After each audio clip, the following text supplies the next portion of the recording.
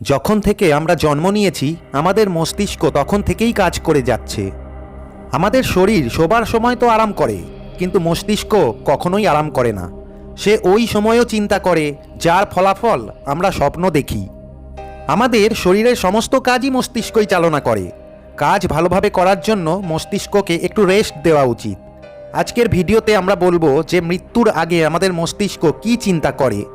শিয়রে যখন মৃত্যু উপস্থিত হয় তখন মস্তিষ্ক কিভাবে কাজ করে বা কি ভাবনা চিন্তা করে। বৈজ্ঞানিকদের তো মৃত্যুর তন্ত্রবিজ্ঞান সম্বন্ধে কিছু ধারণা আছে, কিন্তু আপনার তো তাও নেই। জিনিসটা এখনও পর্যন্ত আপনার কাছে রহস্যের চাদরে ঘেরা আছে। রিসেন্ট কিছু সায়েন্টিস্টরা রিসার্চ করেছেন। বার্লিনের চ্যারিটি ইউনিভার্সিটি আর ওহাওর সিনসিনাটি ইউনিভার্সিটির বৈজ্ঞানিকরা অধ্যয়ন করেছেন। তারা কিছু মৃত্যু পথযাত্রী পেশেন্টদের নিয়ে তাদের বাড়ির লোকের অনুমতি নিয়ে এই রিসার্চ করেছেন। মানে অ্যাক্সিডেন্টে মৃতপ্রায় ব্যক্তি, স্ট্রোক বা কার্ডিয়ার অ্যারেস্টের পেশেন্টদের এমন কিছু নমুনা সংগ্রহ করে তারা এই রিসার্চটি করেছেন।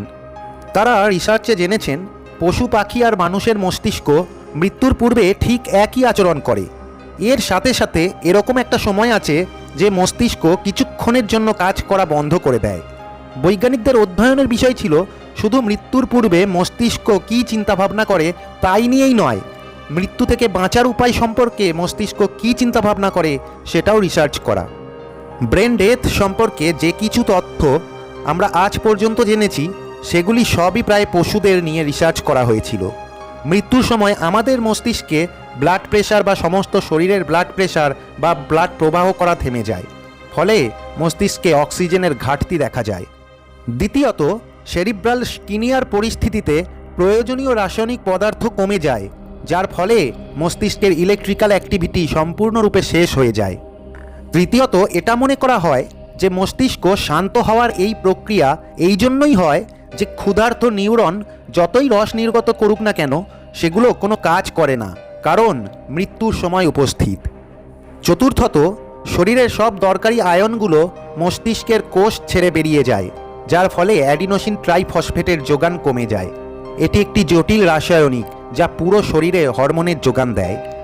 পঞ্চম কারণ, টিস্যু রিকভারি করা সম্ভব হয় না, কিন্তু বৈজ্ঞানিকদের টিম মানব শরীরের এই প্রক্রিয়াকে আরও গভীরভাবে জানতে চায়।